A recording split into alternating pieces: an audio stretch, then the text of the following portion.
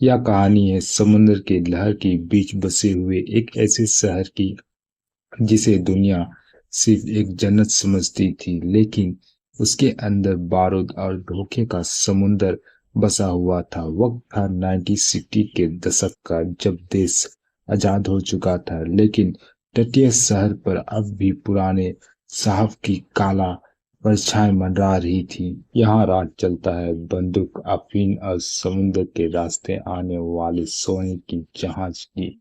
इस दलदल के बीच जन्म होता है एक ऐसे लड़की की जो सिर्फ एक बात जानता है कि इस दुनिया में जिंदा रहना है तो दूसरों से ज्यादा बेरहम बनना होगा।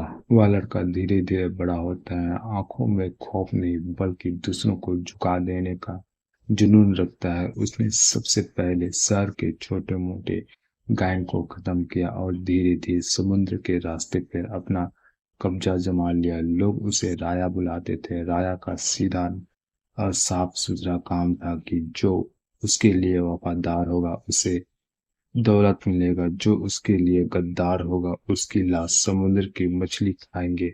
देखते ही देखते उसने एक ऐसा साम्राज्य खड़ा कर दिया जहां पुलिस की वर्दी से लेके मंत्री का दस्तक तक सब उसके जेब में होता है। वह इस जन्नत का एक बेताज बादशाह बन चुका होता है। कहते हैं कि जब इंसान आसमान की ऊंचाई पर पहुंचता है तो नीचे खड़े लोग उसकी कामयाबी की दुआ नहीं करते हैं बल्कि उसे नीचे गिराने का इंतजार करते हैं। राया के साथ भी यही होता है। जैसे जैसे उसने अपना धंधा को अरबों में बदल दिया, उसके अपने ही वफादार साथी के दिल में लालच का जहर घुलने लग गया।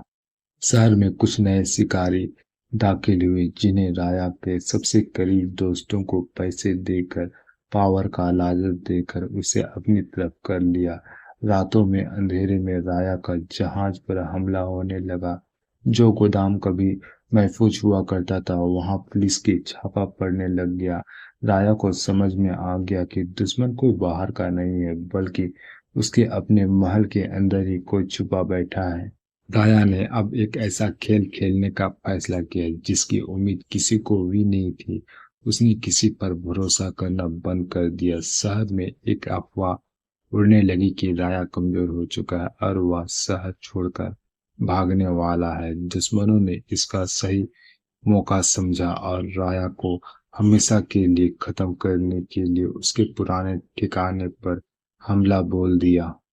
लेकिन यहाँ राया का बिछाया हुआ जाल जैसे ही सारे गद्दार और दुश्मन एक छत के नीचे इकट्ठा होते हैं, भारी बारिश और कड़कड़ाती बिजली के बीच में राया के एंट्री होती है।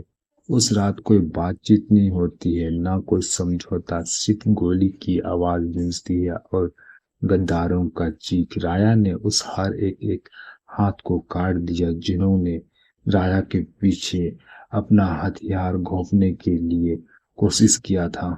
जब सुबह की सूरज निकलती है तो समुद्र का पानी लाल हो चुका होता है। राया अपने आलीशान हवेली में बिल्कुल अकेला खड़ा था। उसने जंग तो जीत लिया था पर उसका साम्राज्य अब भी सही सलामत था, लेकिन अब वह बिल्कुल ही अकेला हो गया था। जिन दोस्तों के साथ मिलकर उसने यह सफर शुरू किया था वो सब अब मिट्टी में मिल चुके हैं। यहाँ कि यह कहानी किसी हीरो की नहीं है बल्कि एक ऐसे एंटिक हीरो की है जिसने अपनी ताकत पाने के लिए अंदर का इंसानियत को मार देता है।